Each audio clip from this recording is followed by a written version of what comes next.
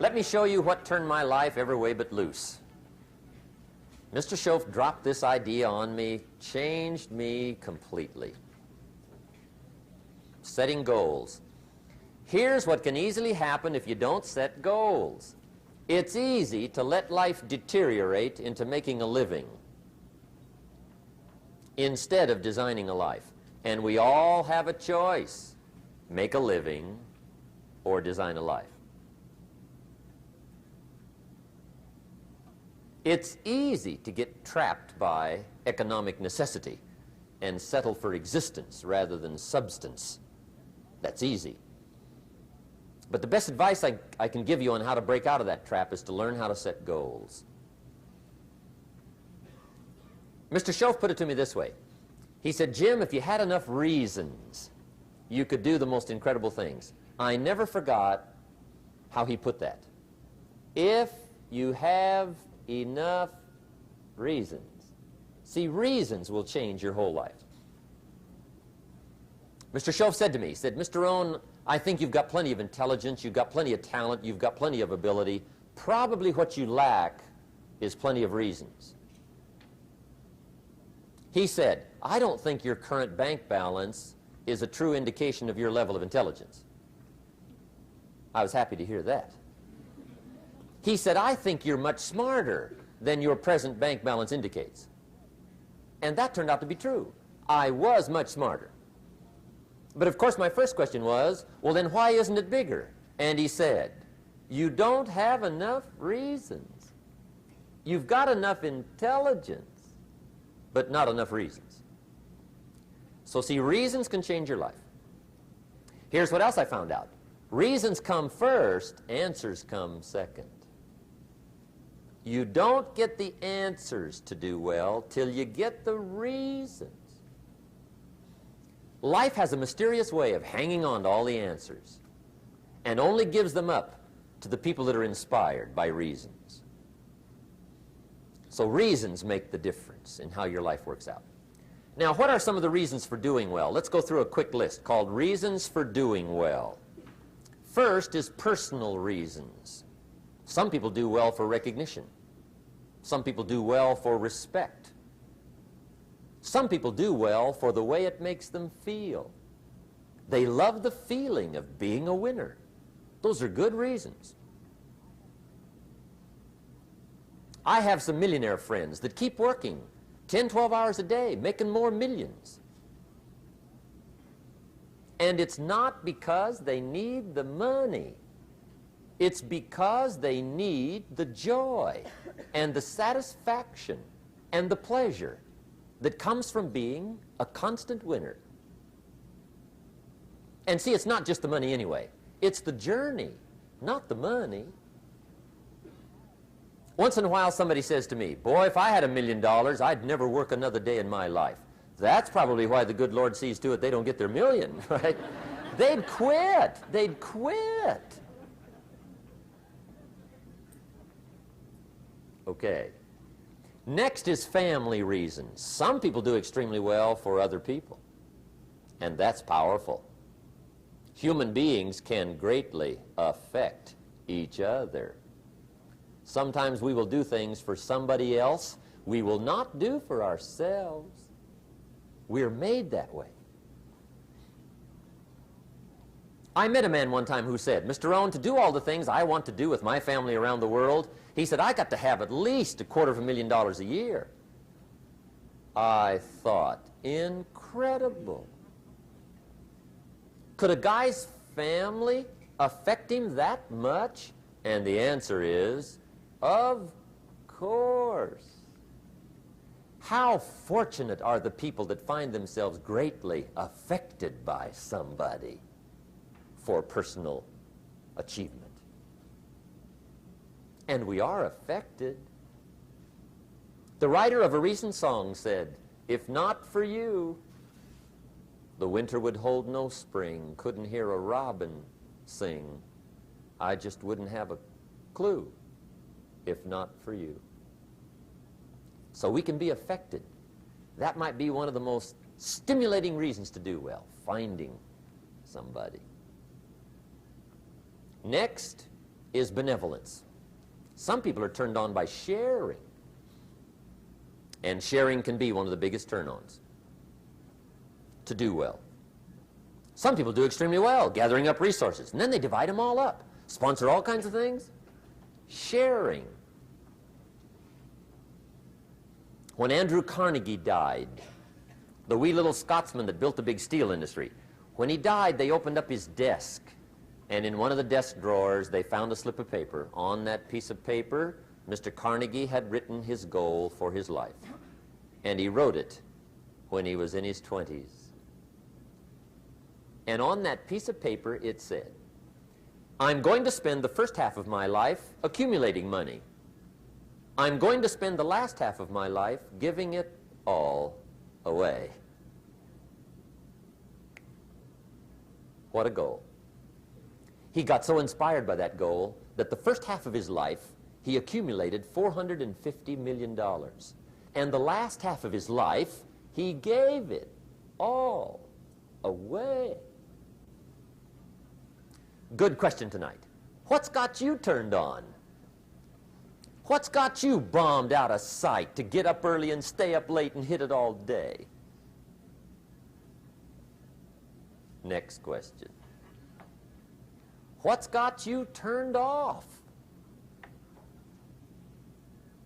When I found the answers to those two questions, my life exploded into change. I finally found out what had me turned off, and I got that cured. And then I got me a long enough list of reasons to turn me on. And once the lights went on for me, age 25, they've never gone out. I've fallen out of the sky a few times, but I've never lost that drive to make something unique out of my life. See, reasons altered my whole life. Now, there's another list of reasons called nitty-gritty. Hard little reasons. Sometimes those little reasons are the most powerful reasons that can change your life. Sometimes it doesn't take much. I now carry several $100s in my money clip. It's only a few $100s, but it was one of those reasons turned my life around. Just before I met Mr. Schoaf, I heard a knock at the door. I go to the door, and there's a little girl standing there about this tall selling Girl Scout cookies. And she gave me one of the finest sales presentations I've ever heard. Special deal, several flavors, this whole package of stuff, $2. And with a big smile, she very politely asked me to buy. And I wanted to. Big problem. I'm broke. I don't have $2. And to this day, I can remember the pain and the embarrassment. I'm a father, I'm a husband, I've been to college, I'm working, I'm 25, I don't have $2. And I didn't want to tell her that for some reason. So I did what I thought was next best. I lied to her. I said, hey, look, I've already bought lots of Girl Scout cookies. I've still got plenty stacked in the house, which was not true. But it seemed to get me off the hook for the moment. She said, well, gosh, that's wonderful. Thank you very much. And she went away. When she left, I closed the door, and that was the day I said to myself, I don't want to live like this anymore. I've had it with lying, and I've had it with being broke. I'm never going to let this happen to me ever again. I promised that day I would work as hard as possible and would always carry plenty. It took me a little while, but now I do. It was one of those reasons. And I guess I carry plenty for two reasons. One is the way it makes me feel, but also in case I bump into another Girl Scout selling cookies. Right? I'm ready.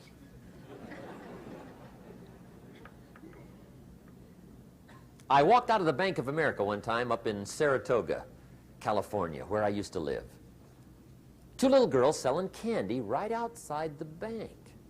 good place. Some girls' organization they're working for, right? I come walking out of the bank. This first little girl walks up to me. She said, "Mister, would you like to buy some candy?" I said, "I probably would. What kind is it?" She said, "It's almond roca." I said, "My gosh, that's my favorite." She said, "Wonderful." I said, "How much is it?" She said, "It's just $2. I thought, incredible. I said, "How many boxes of that candy have you got?" She said, 5. And her little friend was standing there. She was selling candy too. I said, "How many boxes have you got?" She said, "I've got 4. I said, "That's 9. I'll take them all." They said, "Really?" I said, "Yeah, it's my favorite. I've got some friends. I'll pass them around." They got so excited, put all this candy together. I reached in my pocket and gave them the $18. When I've got the candy and they've got the money, that first little girl looks up at me. She says, "Mister, you are really something." How about that? Can you imagine only spending $18 and have somebody look at you in the face and say, "You are really something"? Now you know why I carry heavy, right? I'm not going to miss anymore. It was just one of those reasons. Helped to change my life. One of my nitty-gritty reasons was budget finance. Budget finance used to grind my soul. Way back in those early days, I had fallen for one of those consolidation loans, where you take all your little hard-to-pay bills, put them into one big impossible-to-pay bill, right?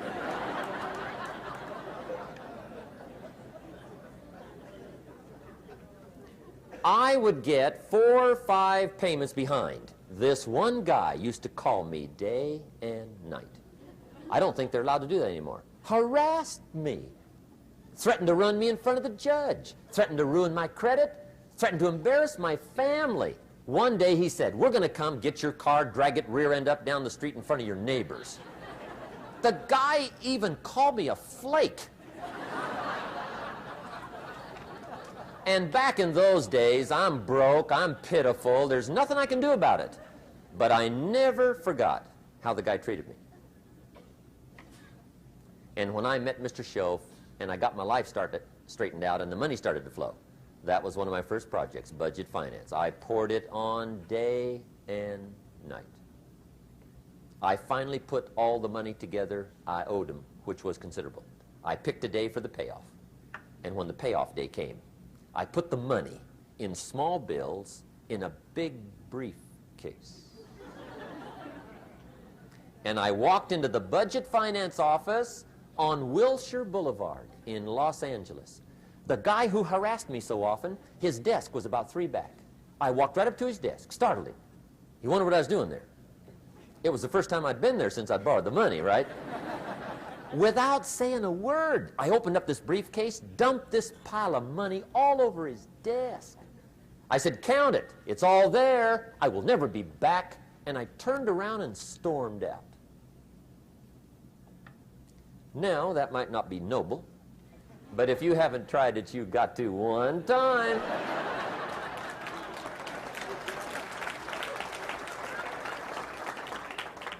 It can be the day that turns your life around. All you need is a reason that turns you on. One of my dear friends, Robert Depew, Bobby used to be a school teacher in Lindsay, olive capital of the world. Bobby taught school several years, got a little weary teaching school. One day decided he wanted to get into sales. So without telling anybody, he just up and quit his job teaching school and jumped into sales. When he did, his brother made fun of him, laughed at him, put him down, said Robert's lost his mind. Had a good job teaching school, now he thinks he's a salesman. He's going to go down the drain, lose everything. Just put him down something fierce. Bobby said, "The way my brother acted when I got into sales, He said, that made me so mad, I decided to get rich. And my question for you tonight is it possible to get that mad? Of course. Wealth is not a matter of intelligence. It's a matter of inspiration. Today, Robert happens to be one of my millionaire friends. Bobby's rich.